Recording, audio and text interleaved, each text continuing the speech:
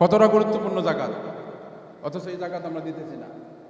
আবার যারাও দিতেছে তারা শাড়ি আর লুঙ্গির নামে একটা খেলতামাশা শুরু করছে। যারা জাকাত দেয় শাড়ি লুঙ্গির নামে একটা খেলতামাশা শুরু করছে। আপনারা দেখেন না, কোটিয়া দিতে নাই শাড়ি লুঙ্গি দেয়, আসেনি?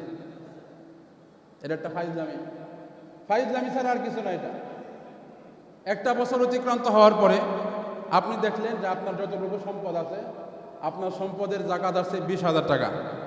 খুব ভালো করে চিন্তা করে বলেন তো, যেই 20,000 টাকা আপনার কাছে আছে, আপনার এক বছরের সম্পদ থেকে যে জাকাতটা, এই যে 20,000 টাকা আপনি আলাদা করলেন, এই 20,000 টাকা যদিও আপনার হাতে আছে, চিন্তা ফিকির করে বলেন তো এই টাকার মালিক কি আপনি?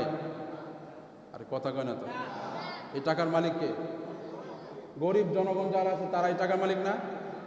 তাহলে টাকা যার, এই টাকা দিয়ে সে কি করবে এই সিদ্ধান্তও নেবে সে। কথা মন ঠিক না বেটি?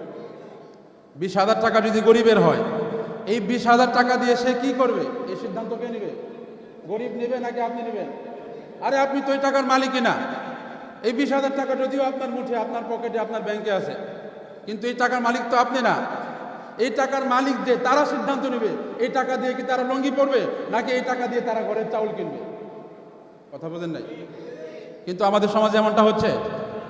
আমাদের সমাজে যারা জাকাত দেয় না তো দেয় না, ওদের হিসাব তো বাদই। যারা জাকাত দেয় তারা আবার শাড়ি লুঙ্গির পিছনে পড়ে গেছে।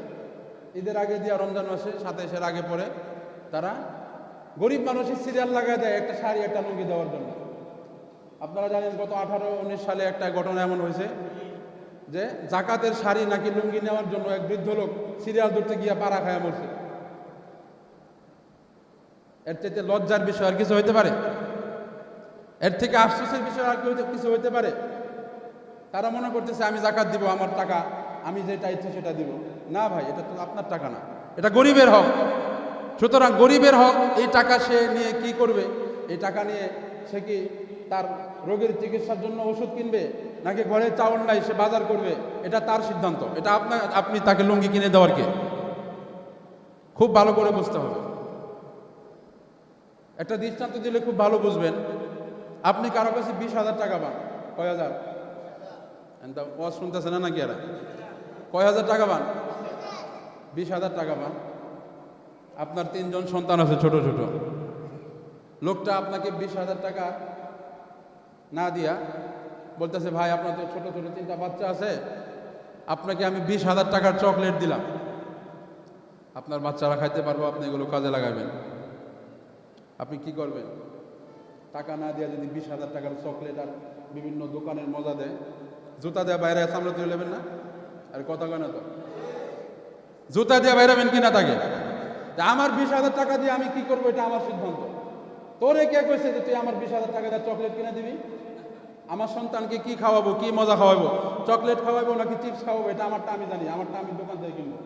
তুই আমার 20,000 টাকা দিবি, টাকা নিয়ে তুই চকলেট দেওয়ার ঠিক তুই? কথা ঠিক না বেটি? ঠিক তেমনিভাবে জাকাতের ক্ষেত্রেও একই।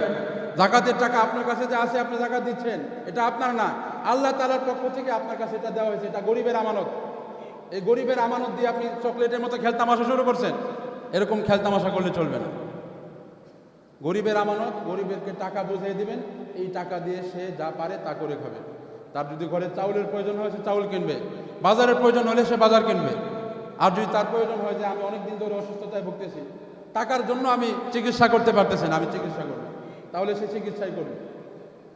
শাড়ি আর লুঙ্গির নাম এই ভাওতাবাজি আর ফাইজলামি বাদ দিতে হবে, ঠিক কিনা?